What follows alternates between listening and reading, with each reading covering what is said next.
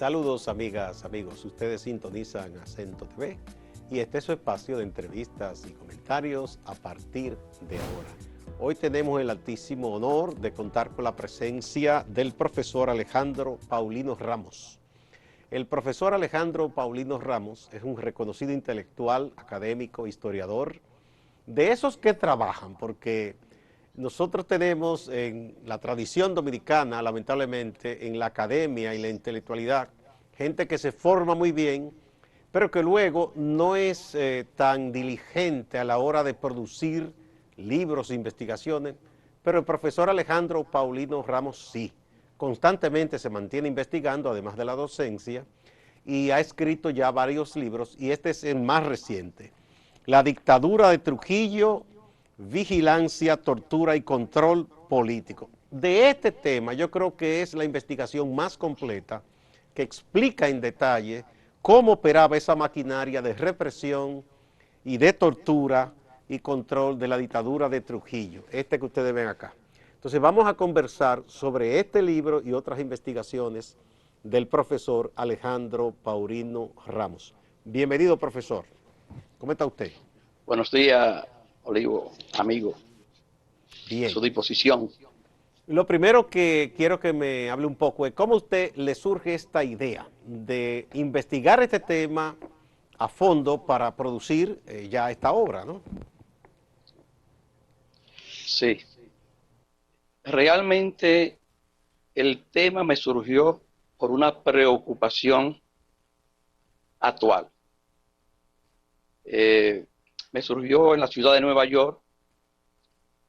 Llegué en el 17 a unas vacaciones y me encontré que de repente en toda mi familia, en todos mis amigos, me hablaban de Ramfi Trujillo, que ahora está siendo promovido como candidato o fue promovido como candidato. Ese es el No el nieto del Ramfi, dictador, el hijo no de el Ramfi Angelita. Trujillo, hijo de Trujillo, sino un nieto, ¿no? Franklin, creo que apellido Domínguez. Es Domínguez su primer apellido, sí. Entonces, todo el mundo me preguntaba allá en Nueva York, ¿y qué tú crees de este candidato? A mí me sorprendió porque aquí no había todavía un auge de la presencia de él en la prensa ni en los medios. Pero siempre me preguntaban, yo dije, pero entonces tenía que explicarle, pero mira, hay un problema entre dictadura y democracia. Hay un problema entre quienes nosotros queremos que nos gobiernen y quienes nos han gobernado. No es lo mismo una democracia con falta de libertades, con una dictadura con falta de libertades y una democracia con problemas, pero que nos permite expresarnos y participar en la vida política y económica. Y la gente volvía a preguntarme. Entonces eso me preocupó. Cuando yo regresé, yo me comuniqué con Acento, con el señor Fausto Rosario Adames, y le dije que yo quería comenzar a hacer una serie desarrollar una serie de temas que me permitan ir explicándole a mis estudiantes, a los profesores que trabajan conmigo en la Universidad Autónoma de Santo Domingo y a los que están, amigos míos que me están conectados conmigo en las redes, yo quería explicarles lo que era la dictadura de Trujillo. Porque de verdad que duré días que casi no dormía pensando en eso. En ese momento yo Parecería estaba mentira, desarrollando. profesor, porque cualquiera puede pensar que ese es un tema, mucha gente puede decir, bueno, agotado, y que todo el mundo está claro en lo negativo que fue ese periodo tan prolongado de nuestra historia, pero por lo que usted dice, hay gente todavía que tiene confusión y piensa que de aquello se puede extraer o resaltar algo positivo. Claro, ese es el problema, que como no se conoce lo que fue la dictadura de Trujillo, en el sentido de los detalles, porque a veces los profesores no tienen tiempo para explicarlo, como los jóvenes no conocen eso, las nuevas generaciones, entonces lo que ven son los símbolos que se han proyectado por los medios durante 40, 50 años. El Trujillo orden, el Trujillo fuerte, el Trujillo que supuestamente no era corrupto, y entonces en base a eso, en esa plataforma de ideas, se montó este joven, yo le digo Ranfito para diferenciarlo del otro, se montó este joven y entonces quiere proyectar esas bondades que son mentiras. Yo estaba haciendo una serie de artículos sobre los 12 años de Balaguer en Acento. Se llamaban Crónicas de los 12 años. Y cuando me llegó este problema, yo desmonté de inmediato esos temas y comencé entonces a desarrollar lo que para mí era un libro que lo iba a publicar como se hacía antes, en unos famosos folletines que se publicaban en revistas o en periódicos. Entonces, comencé a publicar capítulo por capítulo muchos de los que ahora forman parte de ese libro que usted tiene en las manos. Bien, Quiero hay decir que algo, profesor. tiene un sentido, este libro tiene un sentido político, un sentido político. Yo Sí. no soporto las dictaduras. Yo me siento ser parte de los que piensan que el país tiene que vivir en democracia. Entonces, entre esas dos cosas, yo prefiero la que estoy planteando ahora, que vivamos en democracia. Digo, muchas cosas que se resaltan como supuestas bondades, pero que tanto el caso suyo, usted, como otros investigadores, intelectuales, han desmontado esas mentiras. Por ejemplo, se habla del Trujillo nacionalista y patriota, y eso se desmonta fácilmente, porque lo primero es que si se quiere ver el patriotismo como anti-haitianismo, él le cedió territorio a Haití. Incluso está narrado un acontecimiento en que él besó la bandera haitiana y que se sentía orgulloso de la sangre que él tenía haitiana por el lado de su mamá. Esas son de las cosas que no se suelen decir. Y lo de la deuda ya se ha demostrado que no es verdad, que la pagó. Hizo una operación de nacionalización y se quedó en los bolsillos con 12 millones de dólares.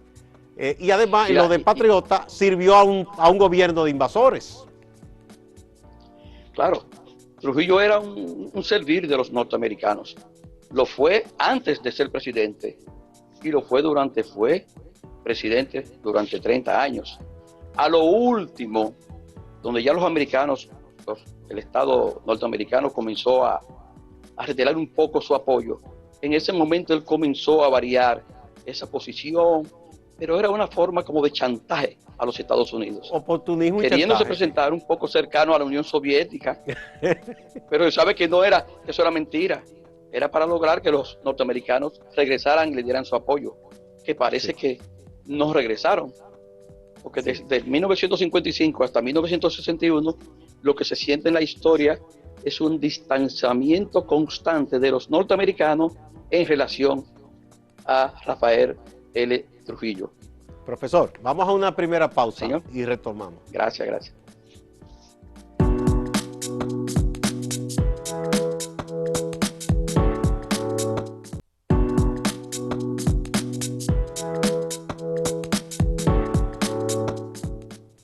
Nuestro invitado de este día es el profesor Alejandro Paulino Ramos, autor de este magnífico libro, una gran investigación, La dictadura de Trujillo, vigilancia, tortura y control político.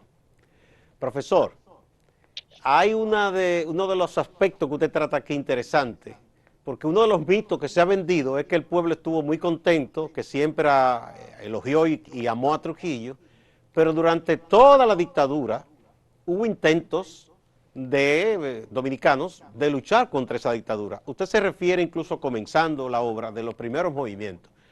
¿Qué usted halló en sus investigaciones? La mayoría de los movimientos que se dieron en contra de Trujillo, desde 1930, antes de él ser electo como presidente en mayo de 1930, desde electo antes, entre comillas. ya había, bueno, vamos a decirlo porque se dieron unas elecciones donde la Junta Central Electoral de la época terminó en manos de Trujillo, con mucha represión, con persecución de los miembros de la Junta, con amenazas de muertes, con una pandilla de fascinerosos llamado La 42, que salió a perseguir a su casa a los miembros de la Junta Central Electoral. En esa condición, entonces ellos se retiran y se elige entonces una nueva Junta y Trujillo va a las elecciones solo, sin oposición, o mejor dicho, fue con oposición, pero una oposición perseguida, que no podía salir a las calles, que cuando iban a un pueblo, en el camino los soldados le disparaban ráfagas de ametralladoras. Imagínese Quiere usted. decir que se pareció mucho a este caso de Juan Bosch en 1966, que hizo una campaña un poco por los medios, pero no salió de su casa. No le permitían Ah, salir. no se lo permitieron. Pues también en 1930 esto fue más radical. Es más, se llegó a legislar en el Congreso para para disponer que las fuerzas policiales y militares se mantuvieran dentro de los cuarteles, porque era algo ya que no se podía soportar. Todo eso está registrado. Por suerte hay muchos debates en la colección del boletín del Senado y de la Cámara de Diputados. Están todas las discusiones que se dieron en torno a ese proceso de represión a través del ejército en medio de las elecciones. Eh, la mayoría de las cosas que yo encontré están referidas ya en libros de historia. Es decir, yo no hice descubrimientos. Lo que yo hice fue explicaciones.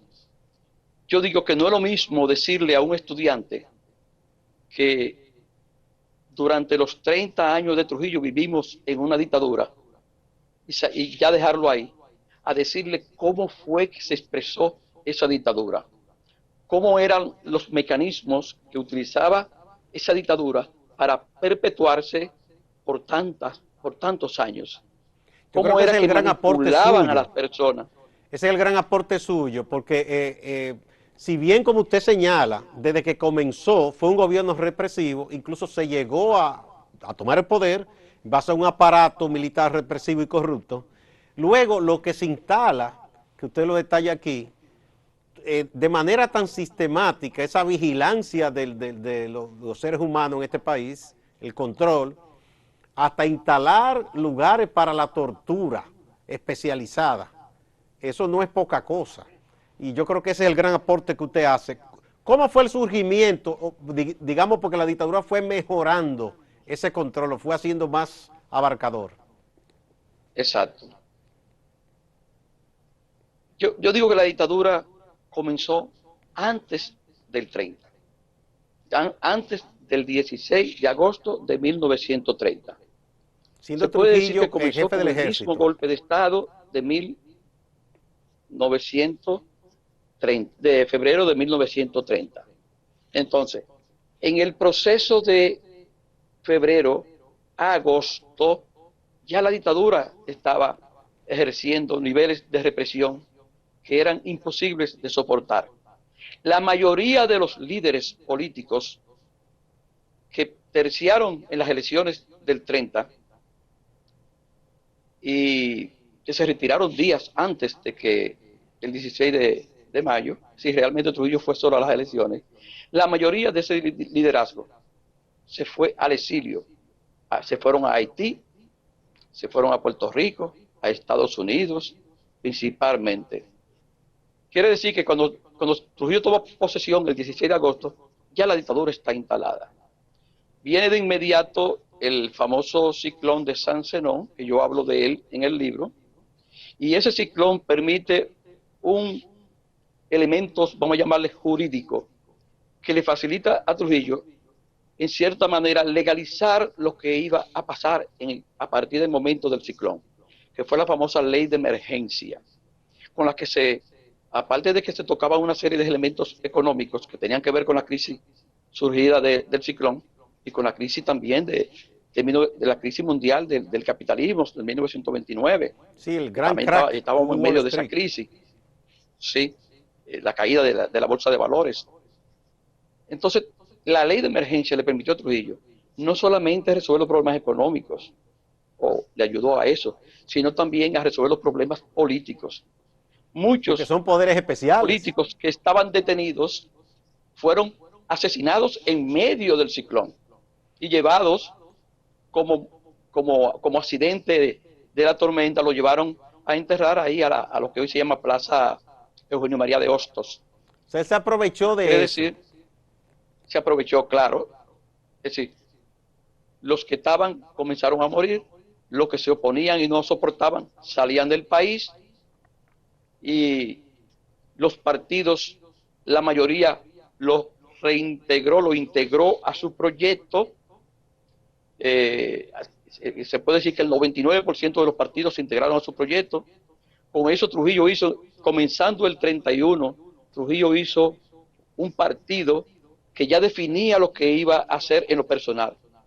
El partido, el partido trujillista, ¿cómo le llamaban? El partido del coronel Trujillo, algo así, ¿no? Del presidente Trujillo. Así, partido del presidente Trujillo. Quiere decir que era un partido de él. 2 o 3 meses después lo convirtió en el Partido Dominicano, el 16 de agosto de 1931. Y ese partido, que se convirtió en un partido de Estado, fue una estructura no solamente de dominación política e ideológica, sino también para dominar a toda la población en sentido de el acceso a los bienes económicos, a los bienes de consumo. Si, por ejemplo, yo quería ser profesor, a mí no se me nombraba como profesor si yo no me inscribía en el partido. Quiere decir que el partido estaba por encima del Congreso y por encima de todas las reglas de las leyes que tienen que ver con el empleo. Ese partido, el Partido Dominicano, un partido único, en él estaban inscritos la mayoría de las personas que hoy reconocemos como opositores a Trujillo. En ese partido era obligatorio. Era obligatorio. Si no, usted no podía ser profesor, usted no podía ser empleado, usted no podía sacar la cédula. Si usted va a sacar la cédula, que era un mecanismo también de control y de vigilancia, si usted va a sacar la cédula y no está inscrito en el partido, no se la daban. Por lo tanto, eran 3 documentos básicos. Estaba todo estructurado. El carnet del partido, la cédula y después el servicio militar obligatorio, que le decían los 3 golpes. Obligatorio, que es un poco después. Los famosos 3 golpes, que los militares, las patrullas que andaban de noche, pedían los 3 golpes. Y si usted no tenía uno de ellos, podía ser llevado a la cárcel. Y yo inserto algunos documentos tan interesantes que aportado por el historiador Elíades Acosta, quien es un investigador del Archivo General de la Nación. Sí, cómo no. Y hay un documento donde los militares van a las casas, tocan la puerta a las 2 de la mañana para preguntar si la persona que vive ahí tiene la cédula. Quiere decir que esto era algo, eso es algo, y eso está así detallado en esos documentos. Y la persona, dice el informe, como no tenía las cédulas, fue llevado prisionero, porque se le daban 15 días de cárceles a quien no tuviera la cédula. Por eso todavía usamos la cédula en los bolsillos. Yo tengo la mía aquí. Sí, porque ese es un medio de control y represión. Profesor, vamos a otra pausa y retornamos en breve.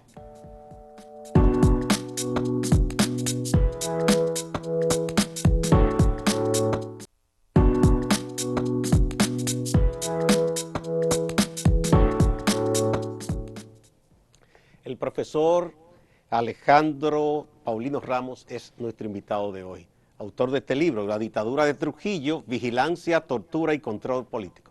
Profesor, 2 aspectos que se destacaron mucho en esta larga dictadura. Uno fue, ya cuando se instalan los lugares específicos, incluso se instalaron, yo supongo que se compraron fuera, maquinaria para tortura, como la silla eléctrica y esas cosas. ¿Cuándo específicamente se instaló eso que le llamaban la 40? Y el otro aspecto, como usted que usted hable, cómo Trujillo se hizo con el control de todos los medios de comunicación. Gracias. Las casas de tortura que conocemos actualmente se hicieron, fueron instaladas después o a partir de 1957.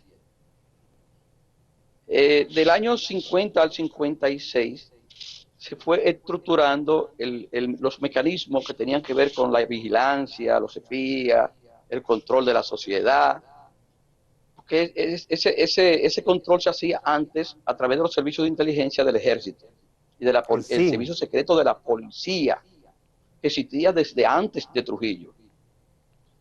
Luego Trujillo es que lo lleva a la Policía Nacional, pero en cada organismo catrense había un servicio de inteligencia, el servicio de inteligencia de la Marina, el servicio de inteligencia de la Fuerza Aérea, y tenía diferentes nombres que ya algunos ya todavía subsisten.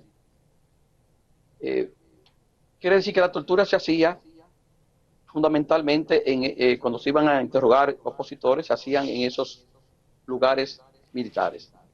Sin embargo, habían cárceles, como la cárcel de la Fortaleza Osama, que hasta 1938, que fue cárcel, vamos a llamarle cárcel común, cárcel para los presos comunes, por muchos años, hasta que se hizo la Victoria, a principios de los 50. Pero había una cárcel política, que era la cárcel de Nigua, la cárcel de Nigua en San Cristóbal. Claro, se puede decir algo sin caer en la vulgaridad.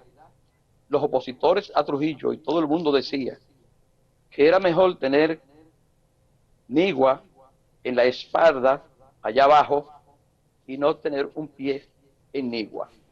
Y cuando se hablaba de Nigua, se estaba hablando de un insecto, de un parásito que se mete entre la piel y que pica, sí, sí, como dicen los dominicanos, que pica como el diablo. La gente se arrasca, se quita los pedazos cuando tiene Nigua. Y ese lugar, bueno, pues Nigua era la cárcel, entonces vamos a llamarle política. Ahí era que la gente moría, pero también la gente moría en las celdas solitarias de la Fortaleza Osama, que era la cárcel histórica de aquí de la ciudad de Santo Domingo. A partir de 1950, 52, 53, hay un oficial de la Marina de Guerra que está vivo, que se presentó al Archivo General de la Nación en la época en que yo trabajaba en esa institución, que gracias a Dios está haciendo un trabajo tremendo a favor de la historia. Y ese oficial de la Marina de Guerra, ya en retiro, ya un señor muy mayor, que dijo que él se había convertido al cristianismo. Entonces él contó que él en persona, ayudado por Carlos Evers, un sicario que murió no hace mucho en San Cristóbal. Sí, que habló y lo mataron. No, lo mataron en Santiago, aunque él estaba en San Cristóbal. Comenzó a decir cosas que no podía decir. Sí. Pues ese oficial de la Marina, Carlos Evers, y otro más que él menciona en unas entrevistas que se le hicieron en el Archivo General de la Nación, explica cómo se hizo la silla eléctrica. Y él dice detalles que no pueden ser inventados. ¿Dónde compró los clavos? ¿Dónde compró? O sea, fue algo que se fabricó aquí. Claro, la fabricó él, que era ingeniero eléctrico, que tenía estudios fuera del país, sabía de eso. Entonces él dijo, bueno, yo me convertí al cristianismo y yo me siento que quiero desahogarme, y contó todo esto. Eso está publicado. Ese testimonio está guardado en el archivo. Claro, testimonio de voz, y ya está impreso en el archivo. Finalmente, profesor, porque casi tenemos que irnos, hable un poco del control de los medios que hizo Trujillo. Bueno, sabemos que al comenzar el siglo XX, especialmente a partir ya de 1900, de la época de la ocupación americana de 1916, habían varios medios que ya eran importantes. Por ejemplo, el Listín Diario, que viene de 1889. Sí. Para la época de la ocupación había una revista muy importante que salía semanal, la gente la leía mucho. Había un periódico llamado El Nuevo Diario en esos años también. También había un Nuevo Diario en aquella época, también había un periódico El Siglo, pero que muy bueno el periódico El Siglo, pero que también fue de tiempo limitado. Y en Santiago, desde finales de 1917, ya estaba el periódico La Información. Que todavía existe. Quiere decir que ya La Información, que todavía existe, el periódico más importante de Santiago, el Listín Diario, que todavía existe, y La Opinión, que en 1927 dejó de ser revista y se convirtió en periódico diario. Se puede decir que eso es lo más importante que existe: Información, Listín Diario y La Opinión. para 1940 ya Trujillo tenía interés en tener su propio periódico. Y entonces ahí vino la salida del periódico La Nación. La Nación duró de 1940 a 1963 aproximadamente, desapareció, y luego en la Revolución de Abril La Nación reapareció, pero en manos de los constitucionalistas. Pues cuando apareció La Nación en el 40, 2 años después, Trujillo presionó a los dueños del Listín Diario, antes lo había presionado mucho, y el periódico Listín Diario desapareció. Volvió a aparecer en 1963 en el gobierno de Juan Bosch. Y en los 50 creó El Caribe. En el 48 creó El Caribe. En 48, yo pensaba que en los 50. En el 48. Vino Stanley Ross, un periodista americano que él contrató. Trajo un periodista norteamericano, Stanley Ross, que se encargó de estructurar toda esta maquinaria de propaganda de Trujillo. El periódico La Opinión se había destacado en esos días, en el 45, 46, como un periódico que parecía de oposición, pero que era parte de una jugada de Trujillo. Pero en base a esa apariencia de oposición, Trujillo entonces terminó sacándolo de circulación y meses después creando entonces el periódico El Caribe. Quiere decir que después de la década del 40 en adelante ya no hay Listín Diario, ya no hay La Opinión, todavía queda La Nación y los medios, vamos a llamarlos los medios de prensa, la emisora más importante, La Voz Dominicana, Radio Yuna ya en Bonao, que luego se convierte en televisión en 1952, y todos los periódicos del país terminaron siendo periódicos o de Trujillos, o financiados por el Partido Dominicano, o periódicos que se constituían, se formaban para promover un momento, una coyuntura de la dictadura. Quiere decir que... ya tenemos que irnos, pero vamos a decir, ¿dónde se puede conseguir este libro tan interesante? Ahora mismo lo pueden conseguir en la librería La Trinitaria. Eso es en la zona colonial, en la calle Noel, esquina José Reyes. Tal vez a partir de esta semana que viene va a estar en Cuesta del Libro. Eso espero. ¿No lo ha colocado en los lugares de venta en línea? Todavía, estamos trabajando en eso. Colóquelo, a ver si lo ponemos en Amazon. Hay que trabajar, hay que dedicarle tiempo a eso. Sí, cómo no. Profesor, muchísimas gracias, profesor Alejandro Paulino Ramos, por esta entrevista y sus aportes constantes aquí en su columna en acento.com.do y este libro que yo invito a los lectores, a los amigos de Acento y televidentes que lo compren y lo lean, porque es una magnífica investigación. No se había hecho una así, todo sistematizado, lo que tuvo que ver con la vigilancia, tortura y control en la dictadura de Trujillo. Gracias a ustedes, amigas y amigos también. No se vayan, que hay más en Acento TV y Acento Portal.